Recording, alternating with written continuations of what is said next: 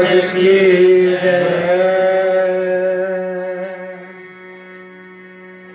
जब मधु जी श्री राम जी जब रावण को मार के अयोध्या पहुंचे अपना दल बल लेके, तो वहाँ एक ऐसी सभा हुई है और जो भी उनके मित्र जैसा जो काम किया वैसे पुरस्कार दिया जा रहा है। हनुमान जी को सीता माता ने एक मोतियों के माला दिया और वो बंदर स्वभाव फोड़ फोड़ के देखने लगे। तो विभीषण जी ने कटाक्ष किया, कह रहे हनुमान जी क्या कर रहे हैं? तो बोले कि मैं आपको बताता हूं कि मैं क्या ढूंढ रहा हूं। हार नहीं चलाओ बाण शब्द के, नहीं चलाओ बाण शब्द के, इसको ना सह पाऊंगा। अगर कहे तो तुम्हें विभीषण सीधा मार दिखाऊंगा। श्री राम जानकी बैठे हैं मेरे सीने